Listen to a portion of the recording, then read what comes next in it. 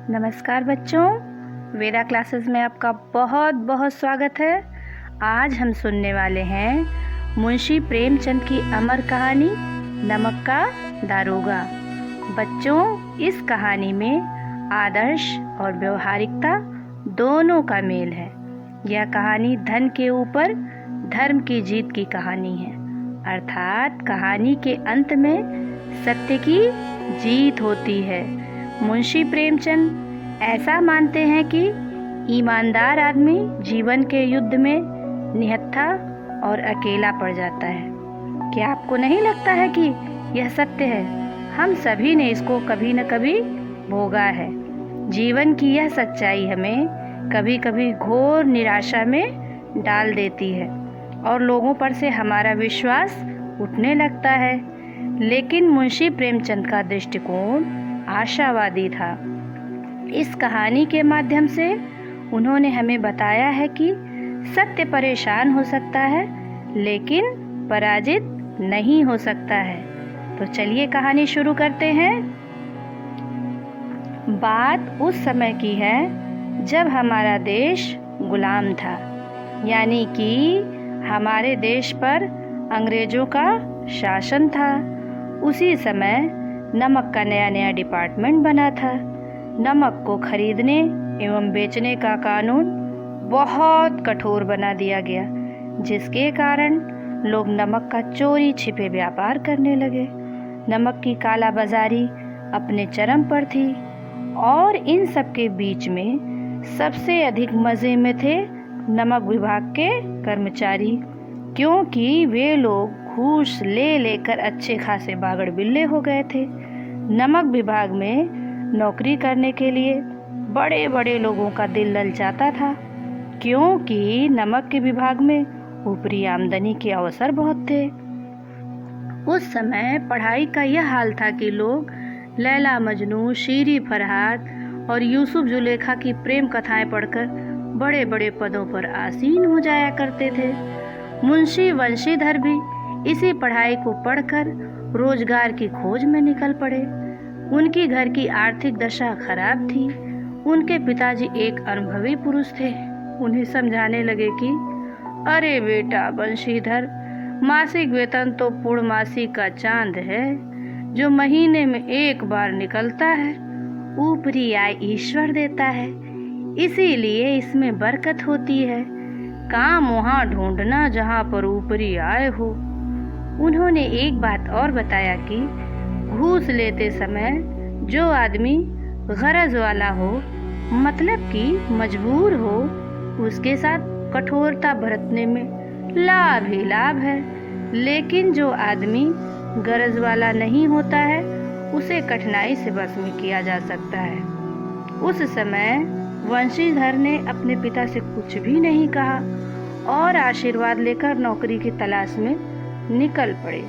भाग्य से नमक विभाग के दरोगा पद की नौकरी मिल जाती है, जिसमें वेतन अच्छा था और ऊपरी कमाई भी थी। यह खबर जब वृद्ध मुंशी जी के पास पहुंची तो वे फूले नहीं समाये। पड़ोसी के सीने में जलन के मारे शूल उठने लगे। जाड़े के समय एक रात वंशीधर अपने दफ्तर में मीठी नींद में सो रहे थे। गाड़ियों की आवाज़ और मल्लाहों की कोलाहल से उनकी नींद खुल गई। उन्होंने बंदूक जेब में रखा और घोड़े पर बैठकर यमुना नदी के पुल पर पहुंचे।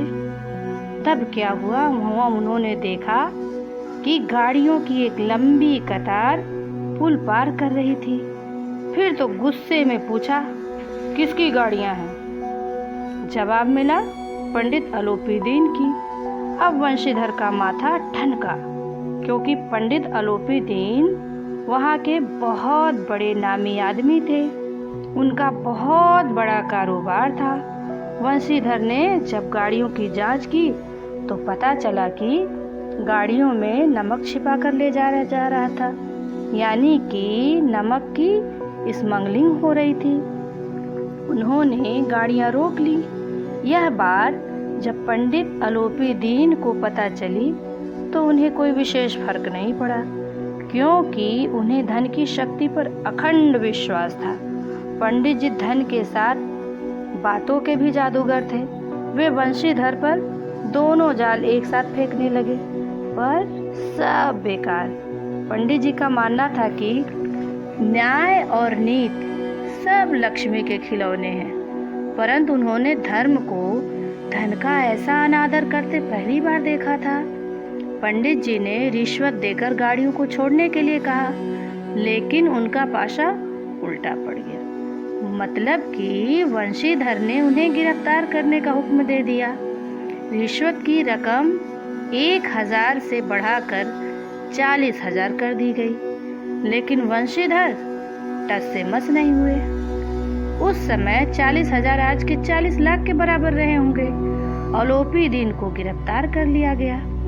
अगले दिन यह खबर जंगल की आग की तरह फैल गई। अलोपी दीन को हथकड़ी पहनाकर अदालत में पेश किया गया। उनके हृदय में दुख और क्षोभ भरा हुआ था तथा गर्दन लज्जा से झुकी हुई थी। सभी लोग आश्चर्यचकित थे कि पंडित जी जैसे रसूखदार आदमी कानून की पकड़ में आए कैसे। अदालत में पहुंचने की देर थी। पंडित जी इस अगाध वन में शेर की भांति थे।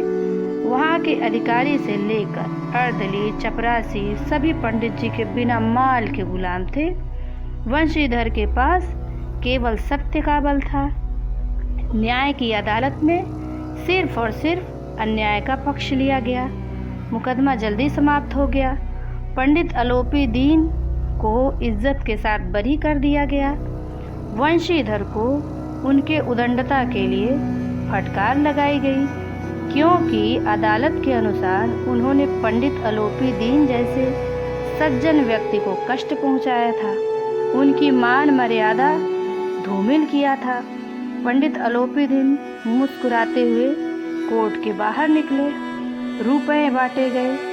वंशीधर को व्यंग बाणों से छलनी कर दिया गया और उन्हें ये सब सहना पड़ा।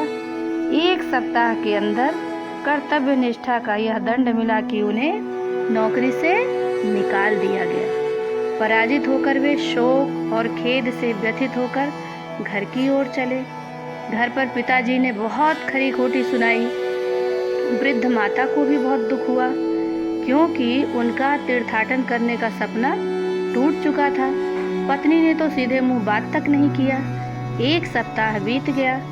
शाम का वक्त था। वंशीधर के पिताजी राम राम की माला जप रहे थे। तभी वहां पर एक सजा हुआ रथ रुका। जानते हैं वह रथ किसका था? पंडित अलोपी दीन का। बूढ़े मुंशी जी दौड़कर पंडित अलोपी दीन को प्रणाम किया और उनकी चापलूसी करने लगे। साथ ही साथ उन्होंने वंशीधर को खूब कोसा, खूब खरी खोटी सुनाई, लेकिन यह बात अलोपी दीन को अच्छी नहीं लगी। पंडित अलोपी दीन ने बताया कि आज तक उन्होंने ऐसे किसी व्यक्ति को नहीं देखा है। उन्होंने अपने पैसे के बल पर बड़े बड़े रईसों और अधिकारियों को अपना गुलाम बनाया है। ऐसा पहली बार हुआ है कि किसी व्यक्ति ने उन्हें अपनी ईमानदारी और कर्तव्य निष्ठा से हराया है। वंशीधर को पहले लगा था कि पंडित जी उनको लज्जित करने आए हैं, परंतु पंडित जी की बातें सुनकर उनके मन का मैल साफ हो गया। वंशीधर ने कहा कि यह तो पंडित जी की उदारता है। उन्होंने पंडित जी से कहा कि वह जैसा कहेंगे वे करने को तैयार हैं। यह सुनते ही पंडित जी ने एक स्टाम्प पेपर लगा पत्र निकाला, जिसमें पंडित जी ने वंशीधर को अपनी सारी जायदाद का मैनेजर नियुक्त किया था। पत्र पढ़कर वंशीधर की आंखों में आंसू आ गए। उन्होंने कहा कि वे इस पद के योग्य नहीं हैं। पंडित जी ने कहा कि उन्हें अयोग्य व्यक्ति की ही आवश्यकता है। उन्होंने अपने जीवन में बहुत से योग्य और विद्वान लोगों को धन के लिए अपने ईमान और धर्म को बेचते हुए देखा था। पंडित जी ने वंशीधर को कलम देते हुए कहा कि उन्हें विद्वान नहीं चाहिए, बल्कि धर्मनिष्ठ व्यक्ति चाहिए। वंशीधर ने कांपते हाथों से मैनेजरी के कागज पर दस्तखत कर दिए। पंडित अलोपी दीन ने खुशी से वंशीधर को गले लगा लिया। इसी के साथ यह कहानी समाप्त हुई।